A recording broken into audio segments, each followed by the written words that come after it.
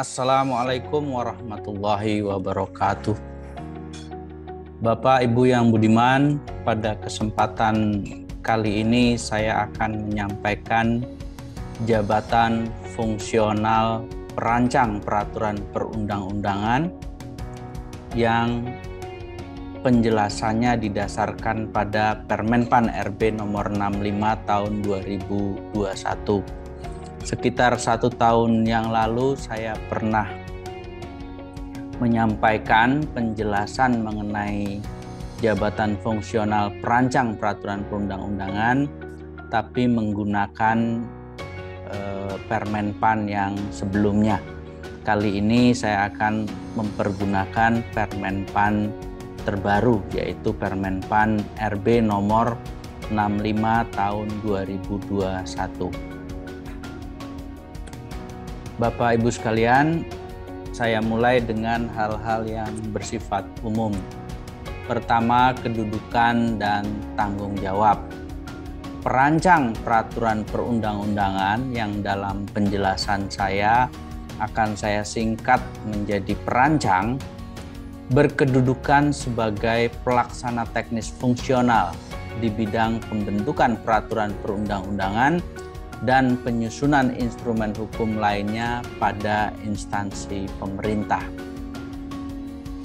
Perancang bertanggung jawab secara langsung kepada pejabat pimpinan tinggi madya, pejabat pimpinan tinggi pratama, pejabat administrator, atau pejabat pengawas yang mempunyai kaitan dengan tugas perancang peraturan perundang-undangan. Selanjutnya, kedudukan perancang ditetapkan di dalam peta jabatan. Jabatan fungsional perancang merupakan jabatan karir PNS. Jabatan fungsional perancang termasuk dalam jabatan rumpun, jabatan fungsional, hukum dan peradilan. Untuk kategori dan jenjang jabatan fungsional adalah sebagai berikut. Jenjang perancang, maksud saya jabatan fungsional perancang, merupakan jabatan fungsional dalam kategori keahlian. Jadi pada jabatan fungsional perancang ini tidak dikenal kategori keterampilan, hanya kategori keahlian. Jenjang jabatan fungsional perancang terdiri dari pertama, perancang ahli pertama, kedua, perancang ahli muda, ketiga, perancang ahli madya, dan keempat, perancang ahli utama. Jenjang pangkat jabatan fungsional perancang tercantum di dalam lampiran 3, 4, dan 5 Permenpan RB. Ini adalah tabel atau lampiran 3 yang saya sebutkan tadi. Di situ ada tugas jabatan, yaitu melaksanakan kegiatan pembentukan peraturan perundang-undangan dan menyusun instrumen hukum lainnya. Kemudian ada jenjang jabatan, yaitu ahli pertama, ahli muda, ahli madya, dan ahli utama. Kemudian ada golongan ruang, yaitu 3A, 3B, 3C, 3D, 4A, 4B, 4C, 4D, dan 4E. Kemudian ada angka kredit kumulatif minimal yang harus dipunyai oleh seorang perancang yang berpendidikan sarjana atau D4, yaitu masing-masing 50, 50, 100, 100, 150, 150, 150, 200, dan 200.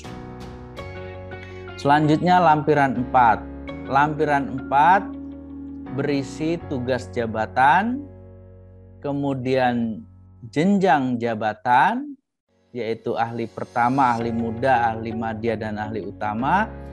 kemudian golongan ruang 3B, 3C, 3D, 4A, 4B, 4C, 4D, dan 4E yang masing-masing 3B 50 angka kredit kumulatif minimalnya, 3C 100, 3D 100, 4A 150, 4B 150, 4C 150, 4D 150 dan 4D 200 dan 4E 200. Berikutnya adalah tabel yang berisi tugas jabatan, jumlah angka kredit kumulatif minimal untuk kenaikan jabatan Japfung perancang dengan pendidikan doktor, kemudian jenjang jabatan, golongan ruang, dan angka kredit minimal yang harus dipenuhi oleh seorang perancang berpendidikan doktor untuk kenaikan jabatan dan pangkatnya. Bapak Ibu sekalian, selanjutnya adalah tugas jabatan dan unsur kegiatan. Tugas jabatan fungsional perancang berulang-ulang saya sebutkan adalah melaksanakan kegiatan pembentukan peraturan perundang-undangan dan penyusunan instrumen hukum lainnya. Dua hal itu merupakan unsur kegiatan. Unsur kegiatan pertama pembentukan peraturan perundang-undangan dan unsur kedua penyusunan instrumen hukum lainnya. Sub unsur kegiatan. Dari unsur tadi, dua unsur tadi dibagi lagi menjadi masing-masing untuk pembentukan peraturan perundang-undangan ada 9 sub unsur kegiatan. Sementara untuk penyusunan instrumen hukum lainnya ada 10 kegiatan yang bisa dilakukan oleh seorang perancang. Dari sub unsur tadi, setiap perancang itu memiliki pilihan-pilihan kegiatan. Untuk perancang ahli pratama ada 28 kegiatan. Saya sampaikan di dalam slide keseluruhan dari kegiatan yang bisa dilaksanakan oleh perancang ahli pratama. Dari mulai mengumpulkan data dalam rangka menyiapkan konsep usul prakarsa penyusunan peraturan perundang-undangan sampai melakukan pemantauan pemberian mediasi langsung bagi pihak yang memerlukan terkait dengan permasalahan hukum. Itu adalah uraian kegiatan untuk perancang ahli pratama. Untuk perancang ahli muda ada 36 kegiatan yang bisa dilakukan. Saya tidak mungkin menyebutkan satu persatu kegiatan tersebut. Silahkan Bapak Ibu sekalian mempelajarinya apabila berkenan. Dimulai dari nomor 1 menganalisis konsep usul prakarsa dalam rangka menyiapkan konsep usul prakarsa penyusunan perundang-undangan sampai menganalisis konsep dalam rangka pemberian mediasi langsung bagi pihak yang memerlukan terkait dengan permasalahan hukum. Jadi ada 36 kegiatan yang bisa dilakukan oleh perancang ahli muda dan memiliki nilai angka kredit masing-masing sesuai dengan beban kesulitan dari setiap unsur kegiatan yang dilakukan. Kemudian uraian kegiatan untuk perancang ahli madya. Kalau ahli muda tadi 36, sementara ahli pratama itu 28, perancang ahli madya ada 33 kegiatan yang bisa dipilih untuk dilakukan atau dilaksanakan.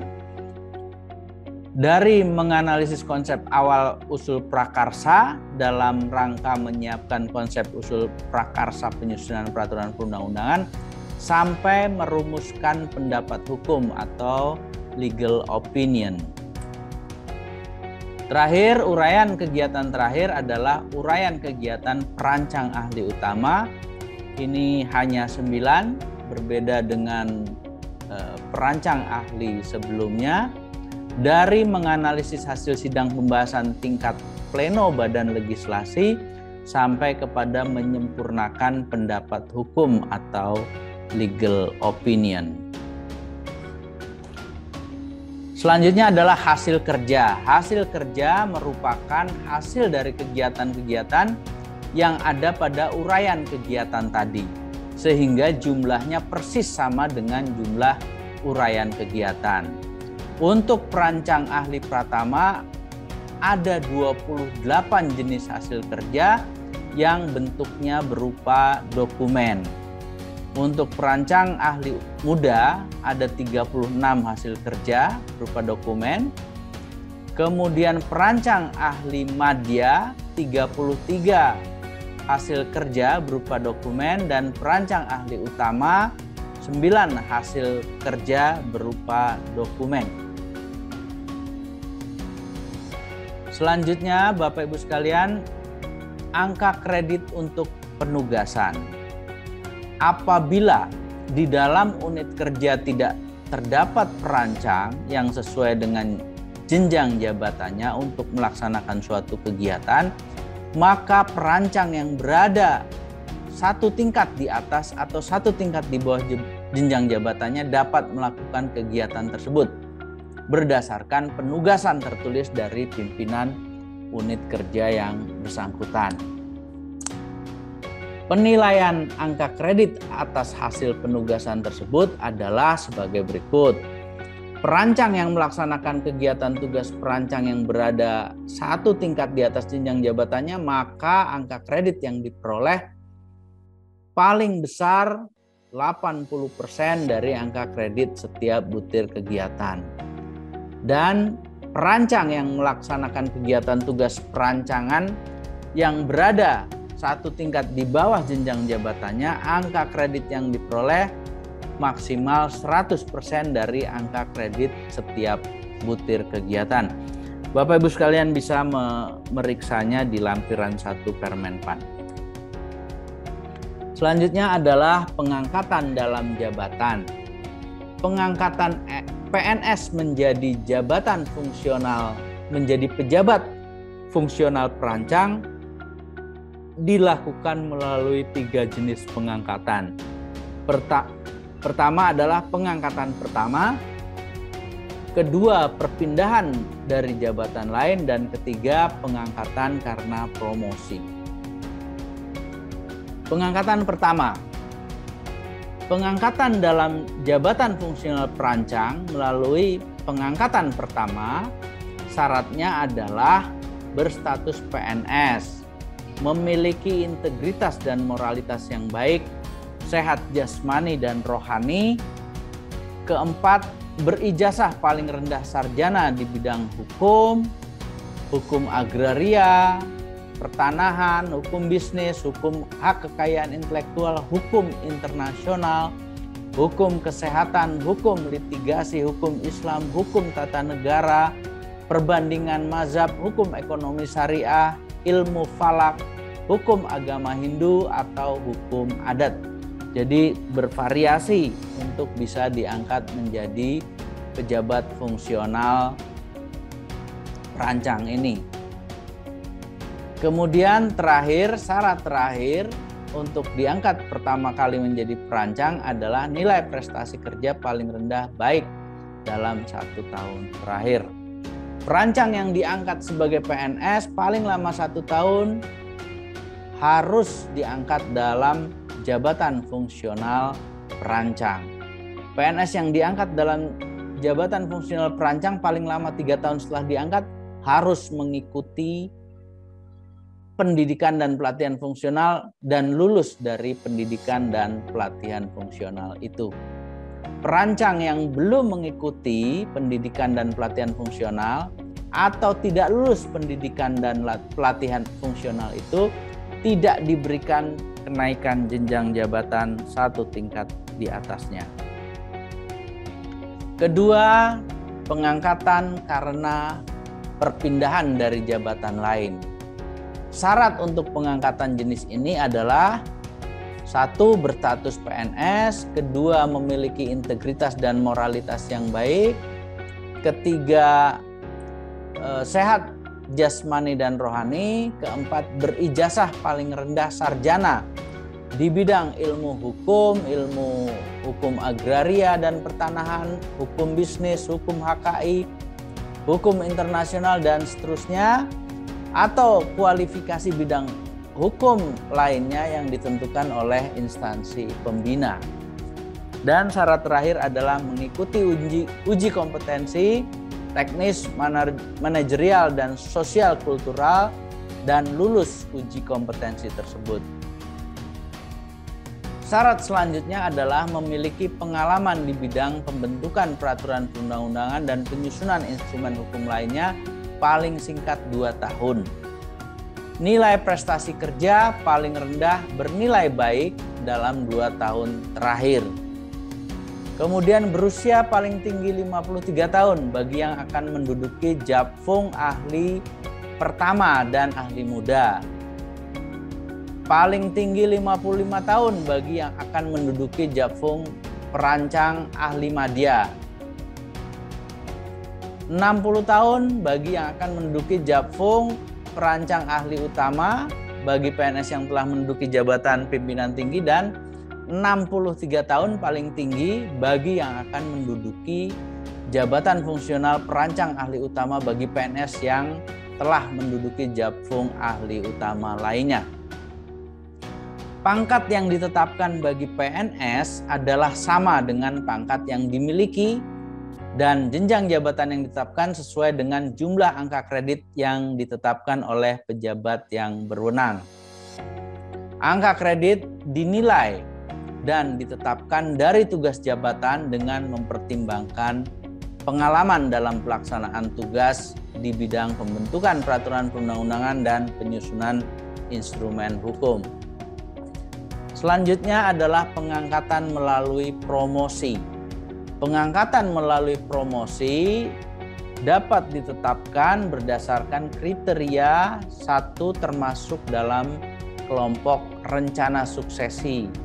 Kedua, menghasilkan inovasi yang bermanfaat bagi instansi, kepentingan nasional, dan diakui oleh lembaga pemerintah terkait dengan bidang inovasinya.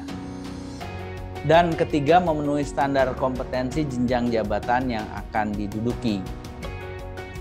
Pengangkatan melalui promosi itu dilaksanakan dalam hal PNS yang belum menduduki jabatan fungsional perancang atau kenaikan jenjang jabatan fungsional perancang 1 tingkat lebih tinggi. Pengangkatan ditetapkan dengan syarat mengikuti dan lulus uji kompetensi sesuai dengan standar kompetensi. Nilai kerja paling rendah bernilai baik dalam 2 tahun terakhir. Memiliki rekam jejak yang baik. Tidak pernah melakukan pelanggaran kode etik dan profesi PNS, dan tidak pernah dikenakan hukuman disiplin PNS.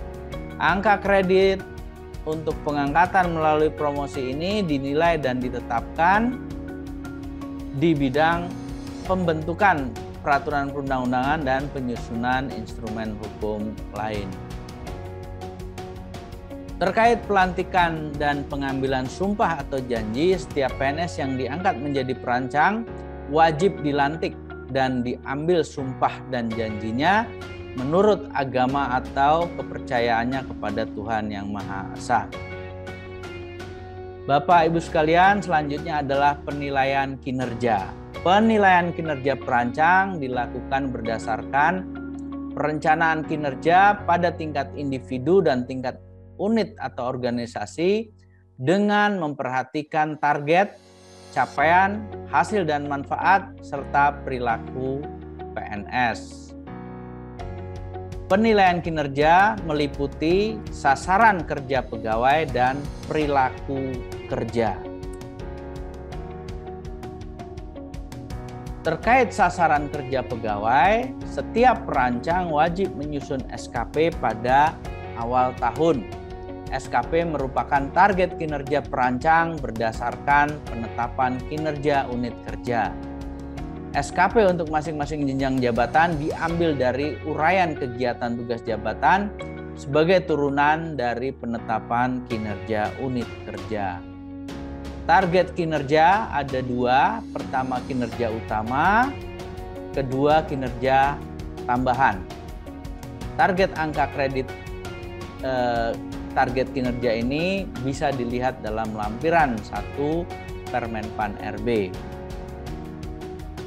Tugas ditetapkan oleh pimpinan unit kerja berdasarkan penetapan kinerja unit kerja yang bersangkutan.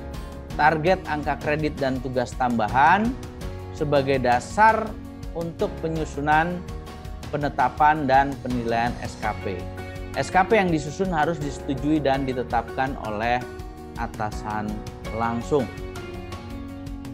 Selanjutnya, target angka kredit. Target angka kredit bagi perancang setiap tahun ditetapkan paling sedikit 12,5 untuk perancang ahli pertama, 25 untuk perancang ahli muda, 37,5 untuk perancang ahli utama, dan 50 untuk perancang ahli utama. Target angka kredit tidak berlaku bagi perancang ahli utama yang memiliki pangkat paling tinggi. Selain target angka kredit, perancang wajib memperoleh hasil kerja minimal untuk setiap periode. Angka kredit pemeliharaan.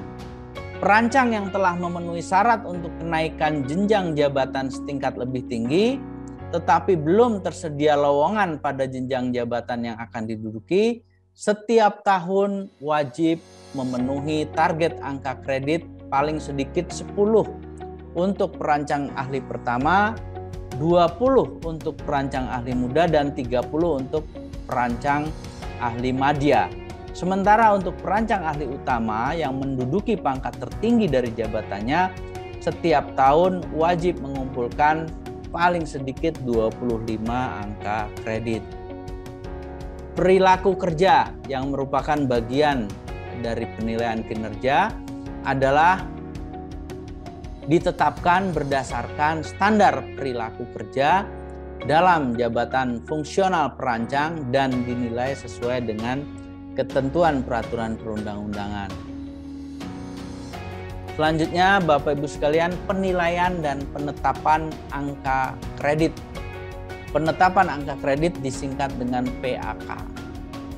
Capaian SKP perancang disampaikan kepada tim penilai untuk dilakukan penilaian sebagai capaian angka kredit. Mengenai tim penilai nanti akan dijelaskan lebih lanjut.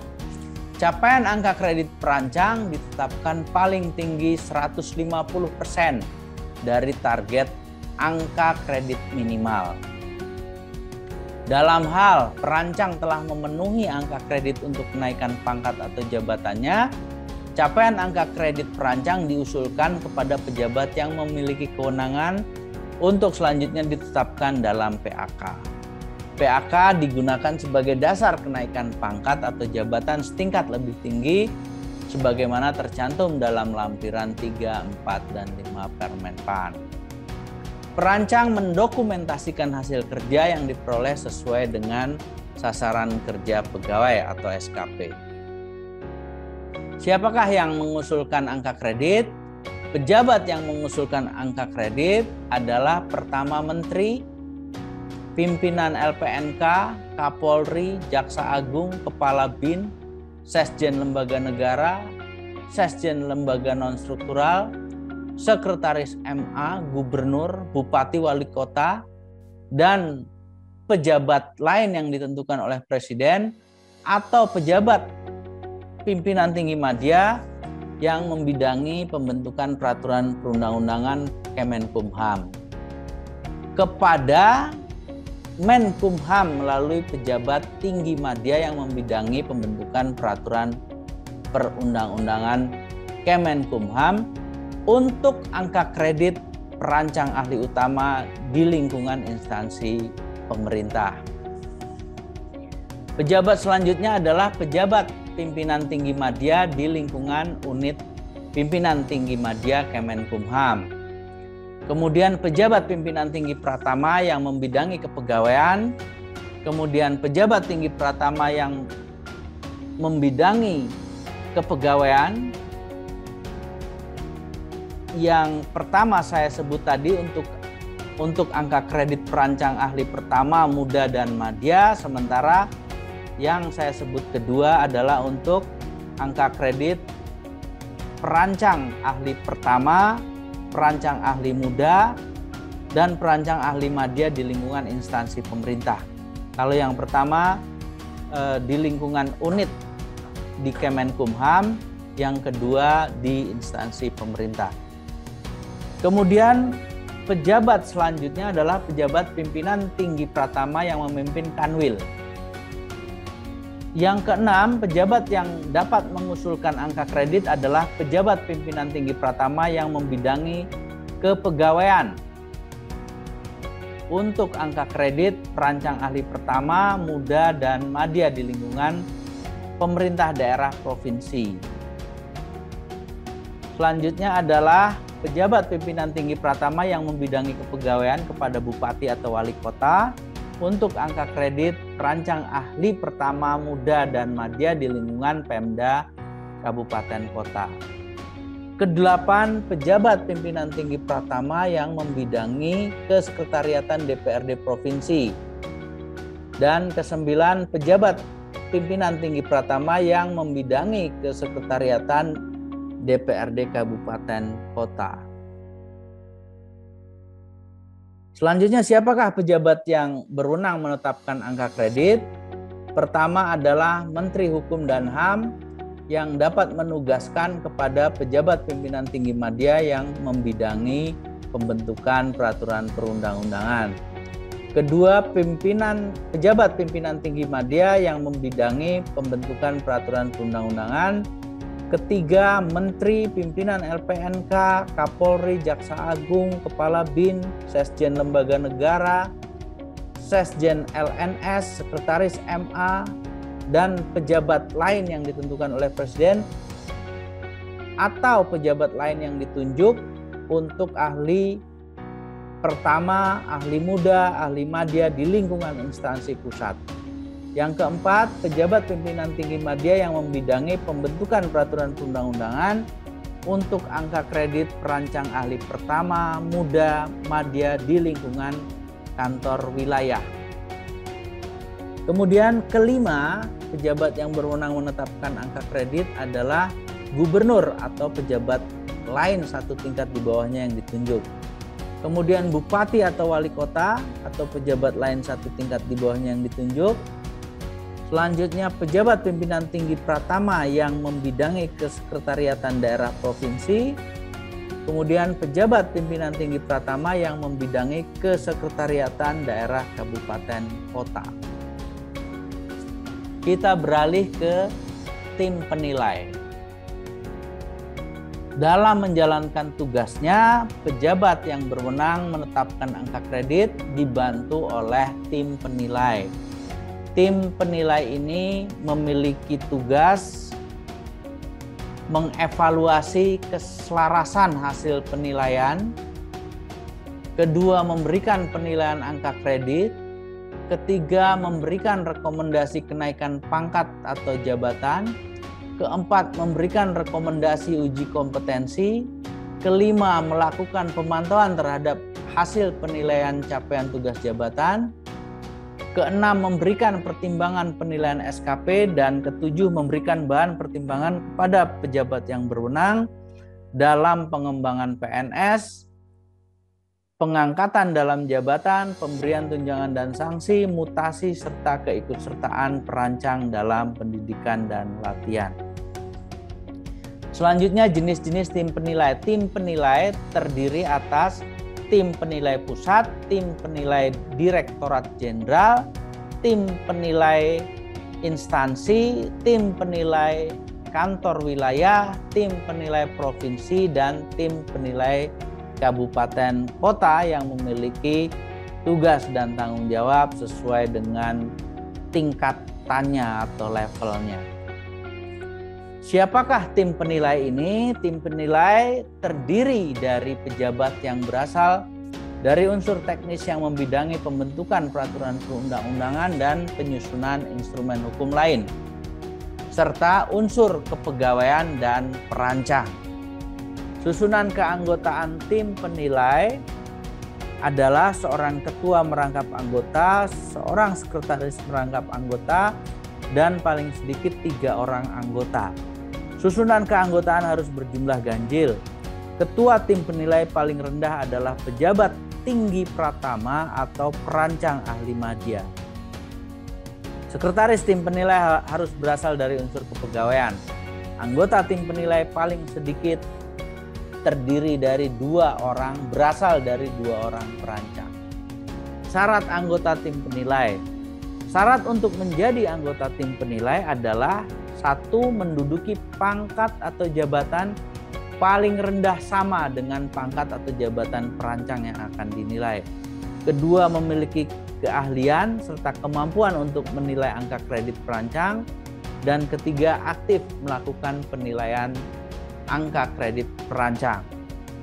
Apabila jumlah anggota tim penilai tidak dapat dipenuhi dari perancang, anggota tim penilai dapat diangkat dari PNS lain yang memiliki kompetensi untuk menilai hasil kerja perancang. Pejabat yang menetapkan tim penilai. Pertama adalah Menkumham bagi tim penilai pusat. Kemudian pejabat pimpinan tinggi madya di Kemenkumham yang membidangi pembentukan peraturan perundang-undangan. Kemudian pimpinan instansi pusat atau pejabat 1 tingkat di bawahnya. Kemudian pimpinan tinggi pratama pada Kanwil.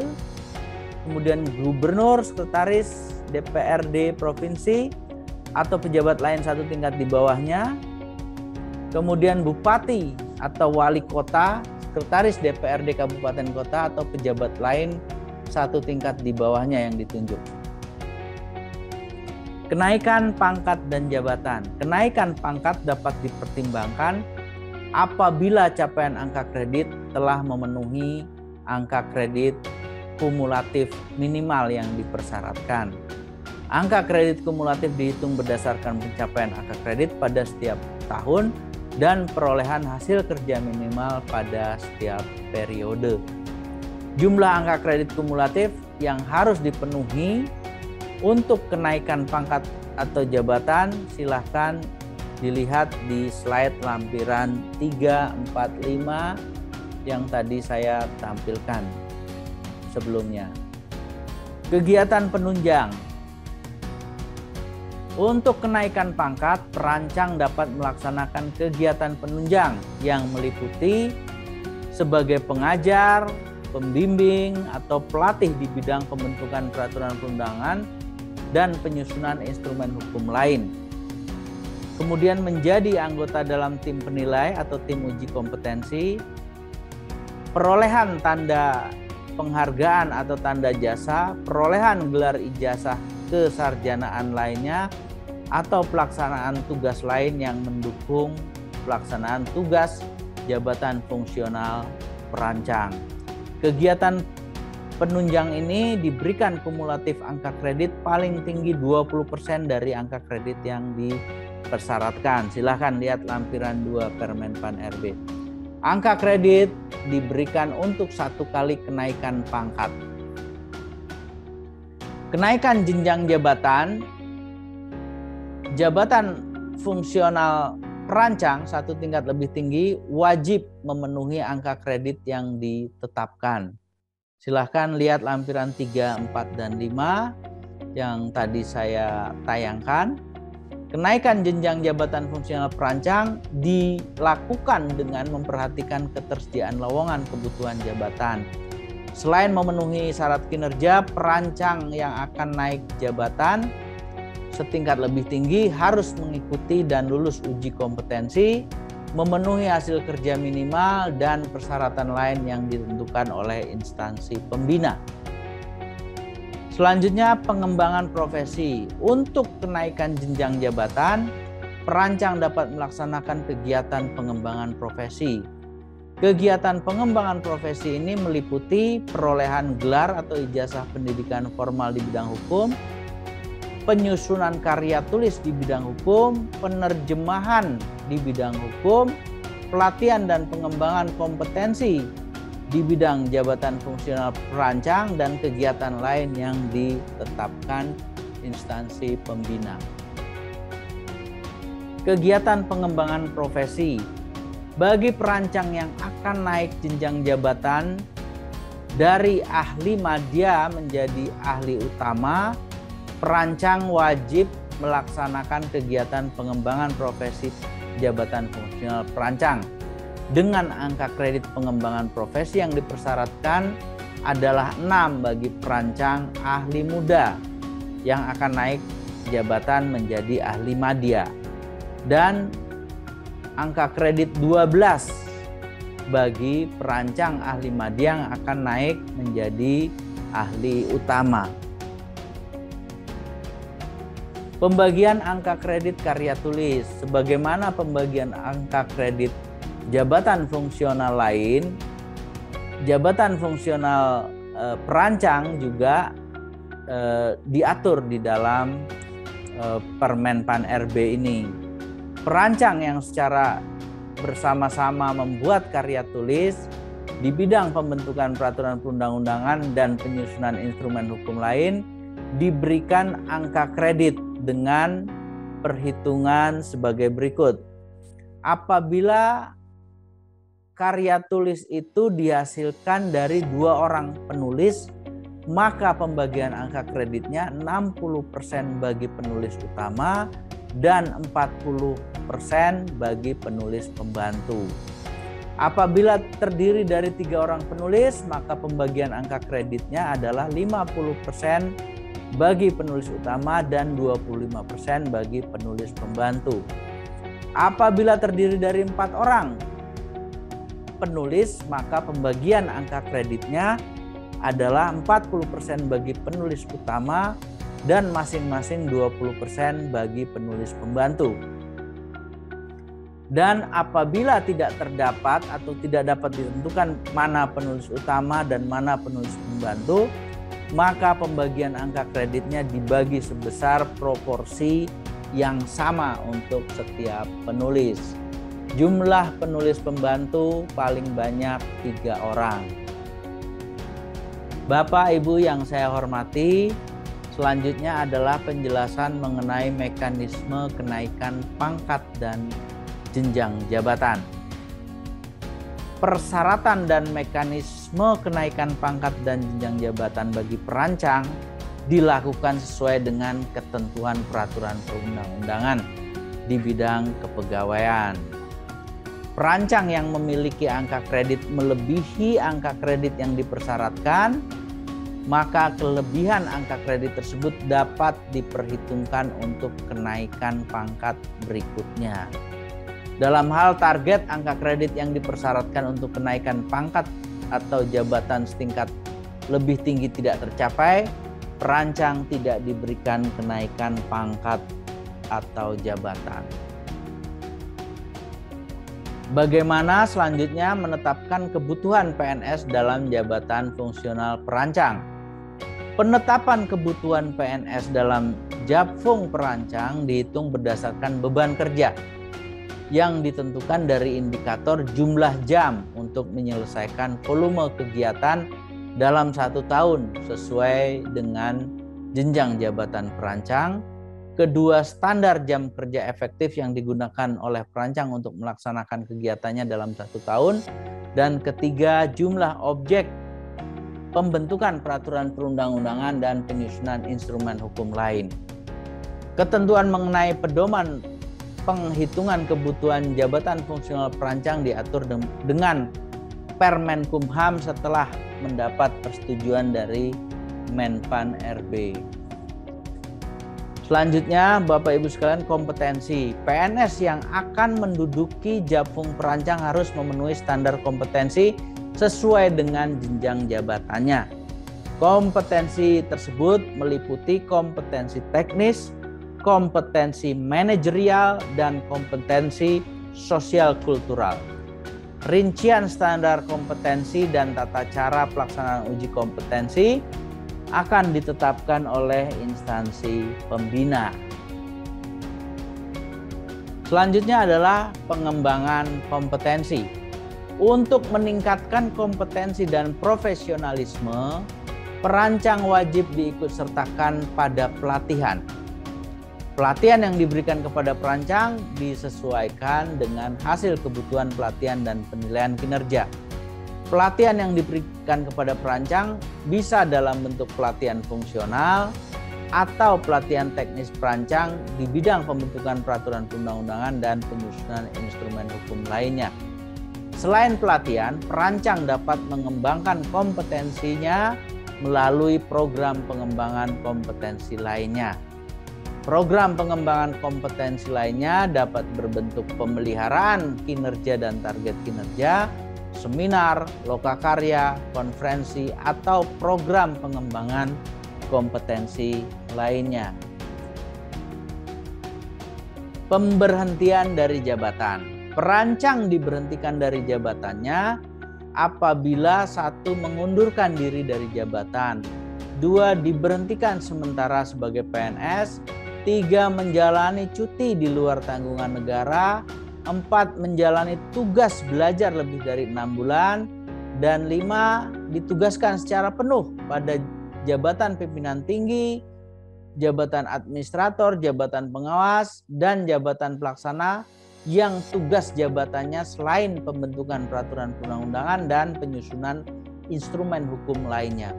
Atau 6. tidak memenuhi persyaratan jabatan.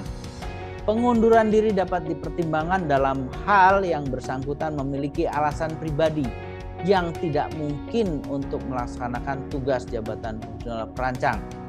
Kriteria tidak memenuhi persyaratan jabatan dapat dipertimbangkan dalam hal tidak memenuhi kualifikasi pendidikan dan tidak memenuhi standar kompetensi.